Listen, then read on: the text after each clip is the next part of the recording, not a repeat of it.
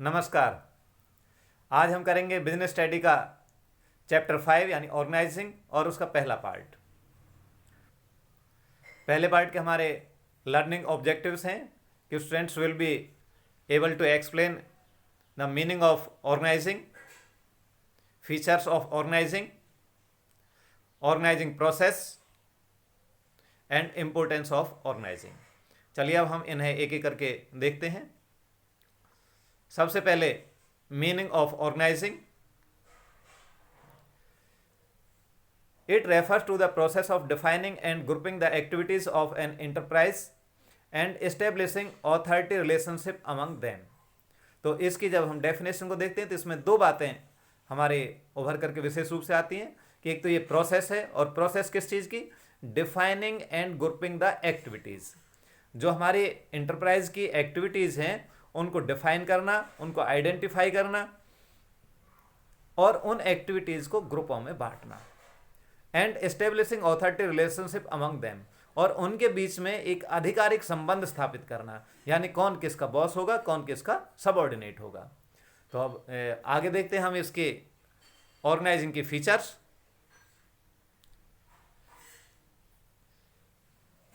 जो किस चीज़ की फीचर्स होती हैं, करेक्टरिस्टिक्स होती हैं, उसकी मीनिंग से ही निकल करके आती हैं। अगर हम उसकी मीनिंग को ध्यान से समझ लेते हैं तो उसकी फीचर्स समझना कोई ज़्यादा मुश्किल नहीं होता, वो काफ़ी आसान हो जाता है। तो वास्तव में ये एक डिटेल रूप से हमारी कंसेप्ट होती है, उसकी डेफिनेशन ही होती है। यानी organisation is a part of management. जैसा कि हम सब जानते हैं कि मैनेजमेंट के 5 हमारे फंक्शन है। प्लानिंग है, ऑर्गेनाइजिंग है, हमारा स्टाफिंग है, डायरेक्टिंग है और कंट्रोलिंग है। तो ये जो ऑर्गेनाइजेशन है या ऑर्गेनाइजिंग है, ये मैनेजमेंट का एक पार्ट है, कि हिस्सा है। यानी दूसरा फंक्शन है। दूसरा डिवीजन ऑफ वर्क। अब हमने देखा था, इसकी परिभाषा में ही देखा कि identify and grouping the activities of A enterprise, यानी उनके जो एक्टिविटीज़ हैं उनको उनको बांटना। डिवीजन ऑफ वर्क यानी कितनी पूरी एक्टिविटीज़ को बहुत सारी एक्टिविटियों में बांट देना कि हमें क्या क्या कार्य करने हैं। और कोऑर्डिनेशन का मतलब इसमें बहुत सारी एक्टिविटीज़ है, जैसे हम देख ही चुके हैं, तो उनके बीच में कोऑर्डिनेशन बनाए रखना, ये भी हमारी क्या है, ऑर्गेनाइजिंग की फीचर्स है। नेक्स्ट ग्रुप ऑफ पर्सन्स, यानी जो ऑर्गेनाइजेशन है, कोई अकेले व्यक्ति को ऑर्गेनाइजेशन नहीं कह सकते। यहाँ पर एक से ज़्यादा व्यक्ति होंगे, बहुत सारे व्यक्ति होंगे, तो ही वहाँ पर उसे हम ऑर्गेनाइजेशन कहेंगे। नेक्स्ट है कॉमन ऑब्जेक्टिव्स।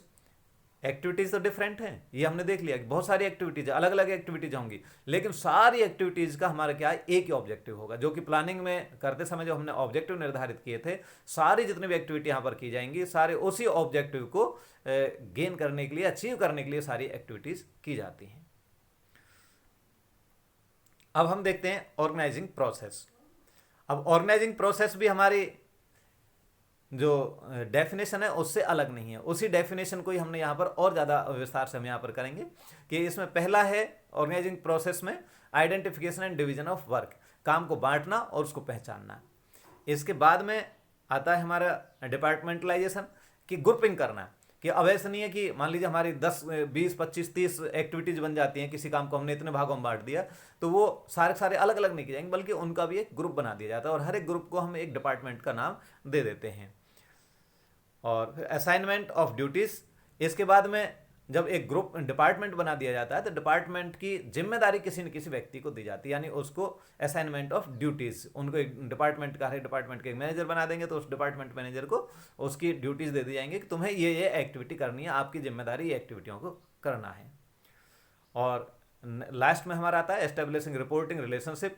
जब एक हमने मैनेजर बना दिया है तो ये भी पता होगी कि मैनेजर किससे तो ऑर्डर लेगा, मैनेजर नहीं, हर एक जितने पदाधिकारी उसमें होंगे, जितने भी हमारी पोस्ट होंगे, जितने पर्सन होंगे, सभी पर्सन्स को ये पता होनी चाहिए कि भाई तुम्हारा सबऑर्डिनेट कौन है और तुम्हारा बॉस कौन है, यानी किससे तुम्हें आदेश लेना है और किससे आपको कार्य कराना है।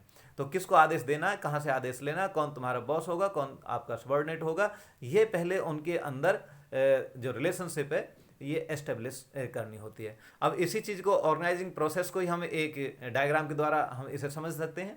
जैसे कि यहाँ पर एक मैन्युफैक्चरिंग कंपनी है, मोबाइल फ़ोन ये बनाती है। तो मोबाइल फ़ोन बनाने वाली कंपनी कोई एक कार्य नहीं होगा। देखिए उसमें से इस मैन्युफैक्चरिंग ऑफ मोबाइल के काम को हमने कितने भागों में बांट सकते हैं।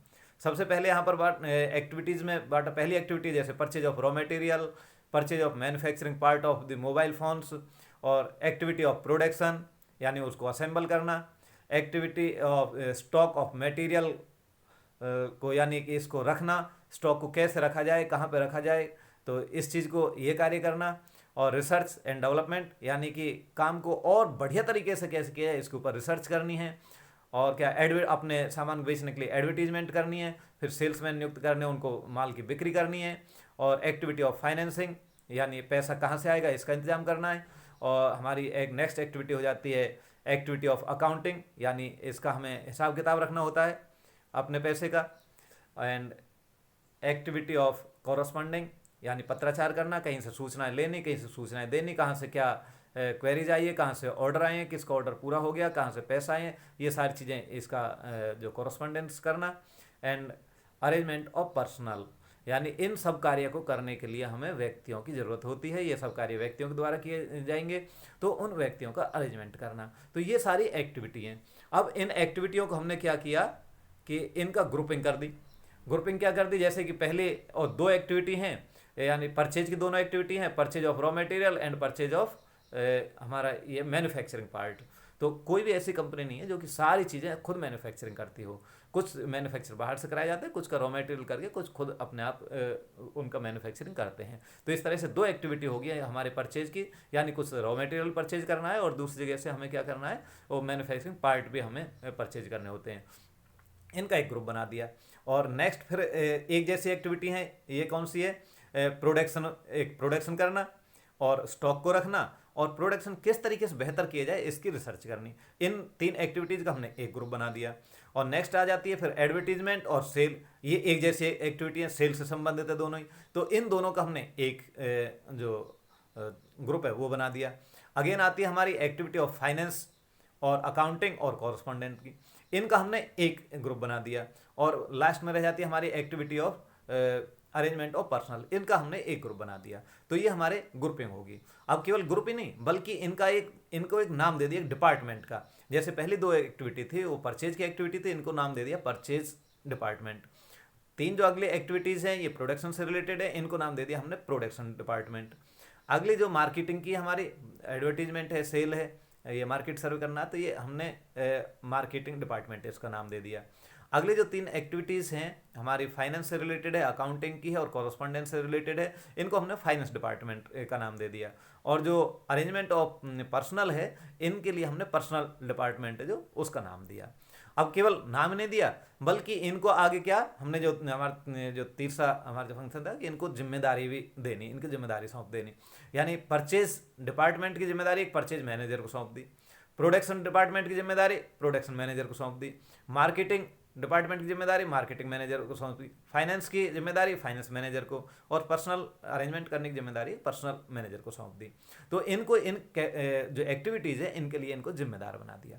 अब कार्य फिर हमारे यहीं पर ख़त्म नहीं होता बल्कि अब इनके बीच में एक रिलेशनशिप, यानी परचेज मैनेजर के अंडर कुछ सुपरवाइजर्स होंगे तो ये उन सुपरवाइजर से काम लेगा, यानी ये उनका बॉस होगा परचेज मैनेजर। लेकिन परचेज मैनेजर को आदेश कहाँ से मिलेंगे, ऊपर जनरल मैनेजर से मिलेंगे, तो जनरल मैनेजर इनका बॉस होगा। इसी तरह से सारे डिपार्टमेंट्स के जो पर्सनस हैं, जो यहाँ पर काम करने वाले एम्प्लॉयज़ हैं, सभी के बीच में क्या रिलेशनशिप होगी वो हम इसमें पहले डिफाइन कर देते हैं, जिससे कि आपस में कोई दुविधा ना रहे, कोई किस तरह का जो कोऑर्डिनेशन जो वो बना रहे, कन्फ्यूजन कोई ना रहे।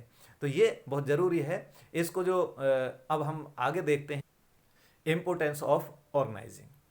अब ये हमारा टॉपिक है कि जब हमने अब समझ लिया कि ऑर्गेनाइजिंग क्या है, इसकी क्या फीचर्स हैं, क्या इसकी प्रोसेस क्या है, तो अब इसके बाद में हमारी इंपॉर्टेंस शुरू हो जाती हैं। अब इनको इतना अध्ययन करने के बाद में हम इतना समझ गए होंगे ऑर्गेनाइजिंग है बहुत ज़रूरी, क्योंकि अगर जैसे केवल हमने प्लानिंग बनाई और प्लानिंग बना के छोड़ दी तो वो हमारी किसी काम की नहीं। अब उस प्लानिंग को मूर्त रूप देना, यानी उसको धरातल पर उतारना, वो हमारे ऑर्गेनाइजिंग का काम है। तो ऑर्गेनाइजिंग को एक इसको इम्पोर्टेंस बताते हुए किसी ने तो यहाँ तक लिखा है कि ऑर्गेनाइजिंग का किसी भी इंटरप्राइजेज में वही स्थान होता है जो कि हमारे शरीर के अंदर हमारी हड्डियों का होता है। यानी हड्डियाँ अगर ना हो तो हमारा कोई शरीर कुछ भी काम नहीं कर पाती। एक ढांचा होता है जिसके आधार पर सारी चीज़ें हमारी टिकी होती है, सारे काम उसी के आधार पर होते हैं। तो ये ऑर्गेनाइजिंग भी हमारा इसी तरह से पूरे मैनेजमेंट का एक ढांचा खड़ा करता है, इसी के आधार पर बाकी सारे कार्य हमारे होते हैं। तो इसके इंपोर्टेंस समझने के लिए हम निम्न बिंदुओं को देख सकते हैं कि बेनिफिट ऑफ स्पेशलाइजेशन। अब ये हमारे जो इसके इम्पोर्टेंस हैं वो हम ये हमारे क्या है प्रोसेस से जुड़ी हुई हैं। प्रोसेस में हमने क्या किया था, डिवीजन ऑफ वर्क। तो डिवीजन ऑफ वर्क से हमें किस किस चीज़ का फायदा मिलता है, स्पेशलाइजेशन का फायदा मिलता है। क्योंकि जब हम काम बांट देंगे, जैसे एक आदमी को केवल परचेज का काम देखने, परचेज मैनेजर काम सौंप दिया, अब वो दिन रात जो भी कार्य करेगा हमेशा वो परचेज से संबंधित करेगा। तो परचेज में क्या क्या दिक्कतें आती हैं, क्या क्या सुधार कर सकते हैं, वो उसके बारे में सोचेगा। वो प्रोडक्शन के बारे में नहीं सोचता, वो मार्केटिंग के बारे में नहीं सोचता। तो वो अपने काम को जब बार बार परचेज का काम करता है तो उस परचेज काम में वो एक्सपर्ट हो जाता है, उसका स्पेशलिस्ट हो जाता है। इससे स्पेशलाइजेशन के हमें लाभ मिलते हैं। अब दूसरी इसकी इंपॉर्टेंस है क्लियरिटी इन वर्किंग रिलेशनशिप। जैसे हमने दिए थे उसमें ये पढ़ा था कि रिलेशन एस्टेब्लिशमेंट ऑफ रिलेशनशिप, ये प्रोसेस में हमने देखा था। तो इसमें क्या है, क्लियरिटी इन वर्किंग रिलेशनशिप। तो ऑर्गेनाइजेशन से उनके रिलेशनशिप में कोई संशय कन्फ्यूजन नहीं रहता, उसमें बिल्कुल क्लियरिटी आती है कि कौन किसका बॉस होगा, कौन किसका सबऑर्डिनेट होगा, कौन किसको आदेश देगा, कौन किससे आदेश लेगा। तो ये सारी चीज़ें ऑर्गेनाइजिंग के द्वारा ही संभव है कि आपस में जो क्लियरिटी है उनकी रिलेशनशिप वो क्लियर हो। नेक्स्ट हमारा आता है ऑप्टिमम यूटिलाइजेशन ऑफ रिसोर्सेज। अब सभी जो रिसोर्स है हमारे उनका पूरा सही से इस्तेमाल करना, ये ऑर्गेनाइजिंग के द्वारा ही पॉसिबल हो पाता है। क्योंकि हर व्यक्ति को जिम्मेदारी दे दी जाती है कि देखिए आपके पास में ये 3 काम है, 3 कामों के लिए आप जिम्मेदार होंगे। तो इस तरह से वो परचेज से रिलेटेड जो भी रिसोर्सेज होंगे उनका पूरा उपयोग कर पाएगा। जो प्रोडक्शन से रिलेटेड हमारे जितने रिसोर्सेज हैं उनका सही से इस्तेमाल हो पाएगा। क्योंकि एक व्यक्ति को केवल जब वो स्पेशलिस्ट है एक काम का, तो इसका मतलब वो अपने क्षेत्र के जो रिसोर्सेज होंगे उनका सही से इस्तेमाल करेगा। नेक्स्ट हमारी आती है एडेप्टेशन ऑफ चेंजेस। अब देखिए आज के जो वातावरण डायनामिक एनवायरनमेंट है, ये चीज़ हम पहले पढ़ चुके हैं, बिजनेस एनवायरनमेंट में पढ़ चुके हैं। अब इस जो परिवर्तन होते हैं बार बार, उनका हम किस तरीके से हम सामना करें। अब जैसे इंटरनल कोई चेंज हो सकता है, कोई मैनेजर चेंज हो जाए, अब उसके कैसे, अगर हमारा ऑर्गेनाइजिंग पहले से सेटअप है, पहले से पता है कि मैनेजर किसको आदेश देगा, किससे आदेश लेगा, तो जैसे नया कोई आदमी आएगा हर आदमी उसकी बात को, जो उसके सबऑर्डिनेट होंगे उसी मैनेजर की बात को मानेंगे। अब ये नहीं कहेंगे जो वो मैनेजर, पहले तो हम उसी मैनेजर की बात को मानेंगे क्योंकि वो मैनेजर तो है नहीं, चेंज हो चुका है। तो ये क्या है, ऑर्गेनाइजिंग ने पहले वहाँ पर रिलेशन को सबको क्लियर किया हुआ है, कौन किसका बॉस हो, किससे आदेश लेगा, वो मैनेजर से आदेश लेगा। मैनेजर चाहे कोई भी आ जाए, उस परिवर्तन का हमारे, अगर हमारा ऑर्गेनाइजिंग अच्छा है, उसके डिफाइन हमने अच्छे से किया हुआ है, तो इसका आने जाने का कोई फर्क नहीं पड़ेगा। सभी जितने सबऑर्डिनेट होंगे वो फिर दोबारा उसी मैनेजर से अपने आदेश प्राप्त करने लगेंगे। तो इस तरह से कोई भी जो चेंज होता है उसको आसानी से अडेप्ट किया जा सकता है। नेक्स्ट है इसमें डेवलपमेंट ऑफ पर्सनल। अब देखिए यहाँ पर हमने एक्टिविटीज़ को कई भागों में बांटा। भागों में बांटने के बाद में किसी आदमी को उनकी जिम्मेदारी दी। अब सारे काम हमने देखा ऊपर की जनरल मैनेजर ने सारे कार्य नहीं किए, बल्कि उसने अलग अलग डिपार्टमेंट के काम किसी अलग अलग व्यक्तियों को सौंप दिए। अब जिन व्यक्तियों को काम सौंपे गए हैं ये अपने उस काम को करते करते उसके एक्सपर्ट बन जाते, स्पेशलिस्ट बन जाते हैं। तो यानी उन्हें कुछ सीखने का एक मौका मिलता है, किसी कार्य विशेष को सीखने का मौका मिलता है। इस तरह से जो पर्सनल्स होते हैं, जो उन पदाधिकारी होते हैं, उनका डेवलपमेंट होता है, उनको बहुत कुछ सीखने को मिलता है।